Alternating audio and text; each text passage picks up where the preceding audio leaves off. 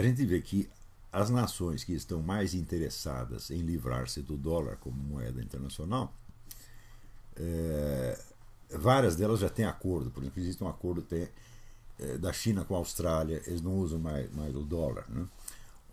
Parece que a China e a Arábia Saudita também não usam. Tem vários países que estão fazendo acordos bilaterais, mas existe um grupo de nações que é o chamado BRICS, que é Brasil, Rússia, Índia, China e África do Sul, que tem o seu próprio projeto globalista. Na verdade, é o projeto russo-chinês. A gente fala BRICS, é quase um eufemismo. Na verdade, é Rússia e China. O resto não pode absolutamente nada, ainda que tenha, vamos dizer, algum vigor econômico, como sem dúvida o Brasil tem, a Índia tem, a África do Sul tem, mas militarmente não são nada comparados com Rússia e China. Então, o BRICS não é nada mais do que o esquema russo-chinês, né, maquiado, né, como, aliás, é uma coisa tradicional na política soviética, camuflar-se sob o aspecto de terceiro mundismo, ou até havia o bloco dos países não alinhados, que estavam todos alinhados com a União Soviética. Isso nos anos 60 houve essa conversa dos países não alinhados, né? Então, não alinhado quer dizer que estava alinhado com a União Soviética. Então o BRICS é mais ou menos a mesma coisa do ponto de vista assim, da sua fachada. E a ideia do BRICS é criar uma nova moeda internacional, portanto um banco central mundial que se substituiria ao Fundo Monetário Internacional e faria então circular uma nova moeda, o que significa automaticamente um governo mundial, sediado então na ONU. Isso já está num processo bem adiantado.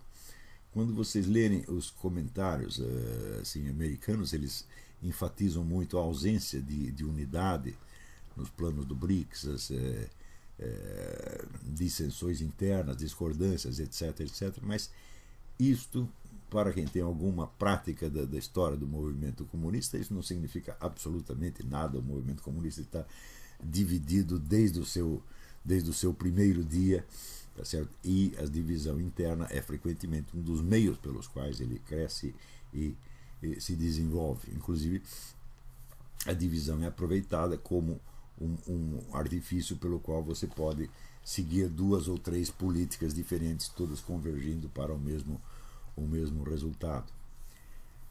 Então, a ascensão do BRICS e da nova moeda internacional, evidentemente, é a queda da economia americana, né? Então, como é que estão os Estados Unidos reagindo a isto? Você vê que o governo Barack Obama ele tem se preocupado em duas coisas. Primeiro, em aumentar a dívida, portanto, fomentar esta mesma crise. Segundo, cortar o orçamento das Forças Armadas, quer dizer, debilitar as Forças Armadas, justamente no momento onde há pelo menos duas ameaças de agressão, uma por parte do Irã, outra por parte da Coreia. E, ao mesmo tempo, está fortalecendo formidavelmente os mecanismos policiais de controle interno. Vocês devem ter ouvido falar desta monumental compra de munições por parte do Homeland Security. Até 2 semanas atrás eram 1 bilhão e 600 milhões de rodadas de balas hollow point, que são balas proibidas para uso militar, portanto só podem ser usadas internamente contra, né, a própria população local. Também compraram carros de assalto e depois nessa semana veio mais compra de munições, mais compra de armamento e sobretudo compra o fuzil que eles querem proibir, que é o AR-15. Eles compraram uma multidão de fuzis AR-15 e ainda dizendo, por incrível que pareça, que era para defesa pessoal dos seus agentes, justamente quando o governo diz que o fuzil AR-15 jamais pode ser usado como arma de defesa pessoal, que ele é eminentemente uma arma de ataque. Então, tudo isto mostra o seguinte: o governo está perfeitamente ciente da crise econômica que vai vir, está ciente da queda da economia americana, que se anuncia aí iminente, e ele está preparado não para enfrentar a crise econômica, mas para enfrentar a crise social decorrente. Portanto, isso quer dizer que a queda do dólar já é aceita, vamos dizer, pelo governo americano como uma fatalidade, uma coisa que vai acontecer mesmo, e onde o que interessa não é tirar o país do buraco, mas simplesmente defender o governo contra a pressão e a crise social interna. Isso quer dizer o seguinte, que o nosso amigo Barack Obama, ele está perfeitamente inserido dentro do esquema do BRICS. E não deixa de ser curioso que o próprio Fundo Monetário Internacional andou recomendando a troca do dólar por uma nova moeda internacional. Então, é claro que no discurso do BRICS, assim como, por exemplo, no discurso do professor Alexandre Dugin, toda esta coisa aparece como se fosse, vamos dizer, uma nova ordem mundial, uma outra ordem mundial, outro mundo possível, que então se oporia, né, à presente ordem mundial, né, chefiada pelo Fundo Monetário Internacional, Banco Mundial, ONU, etc, etc. Quando, na verdade, não é nada disso. A gente vê que todo este esquema globalista ocidental está favorecendo essa ascensão do BRICS. O BRICS não existiria sem o investimento ocidental lá, tá certo? E, sobretudo, quando nós vemos que esta elite globalista ocidental, ela apoia, né, o Barack Obama, quer dizer, incondicionalmente, quando evidentemente a política do Barack Obama está voltada mais para fortalecer o BRICS e quebrar a espinha da economia americana do que para qualquer outra coisa. Então nós vemos que esta competição entre dois esquemas globalistas, ela é mais fingida do que real.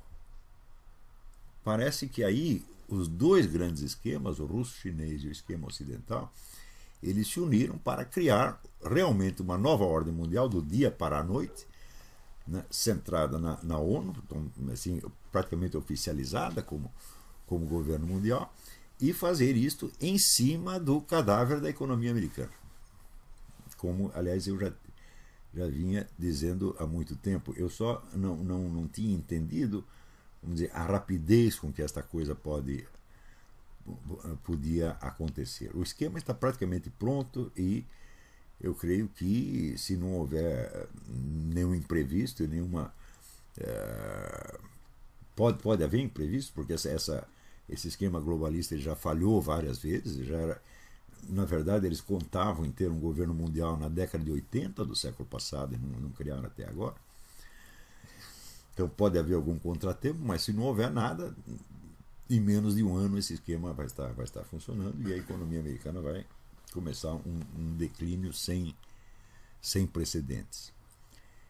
No sentido contrário, existe o fato de que as reservas americanas de xisto bituminoso são as maiores do mundo e, até um tempo atrás, o processamento do xisto bituminoso para transformá-lo em petróleo é uma coisa muito complicada, mas agora tem a tecnologia para isso. E é possível que, vamos dizer, a abertura e a exploração dessas reservas de xisto bituminoso levante a economia americana de uma maneira extraordinária, assim como ser um processo similar ou até maior do que aquela explosão de riqueza que houve quando se descobriu, né, o petróleo, né, entre o século XIX e XX. Então, é possível que isso aconteça, isso mude completamente a direção das coisas. A mim me parece que o governo Barack Obama está preparado para as duas eventualidades. Quer dizer, para tirar proveito da destruição da economia americana, implantando, portanto, uma ditadura, né, e se aproveitando da própria crise social para se fortalecer, porque as crises sociais derrubam governos democráticos, mas fortalecem as ditaduras, e ele está montando tudo para fazer uma ditadura aqui. E também está preparado para outra eventualidade, vamos dizer, do crescimento, da recuperação econômica americana, da qual ele, sem ter mérito nenhum, ele apareceria então como o grande beneficiário, como o homem que salvou a economia americana. Eu acho que ele está pronto para as duas as duas eventualidades. E não por coincidência, esse economista, o Porter Stansberry, ele já fez duas análises, na verdade contraditórias, uma num sentido e outra no outro, mas me parece que as duas fazem muito sentido. É possível uma coisa como é possível a outra. É possível a queda total, a crise social e a ditadura americana concomitante à instalação dessa nova ordem mundial centrada na ONU, na qual ordem, segundo a declaração dos próprios porta-vozes do BRICS, os elementos fundamentais da economia, os propulsores da economia, seriam grandes empresas estatais dos vários países. Então, é claro, uma nova ordem mundial socialista. E é possível também a recuperação da economia americana.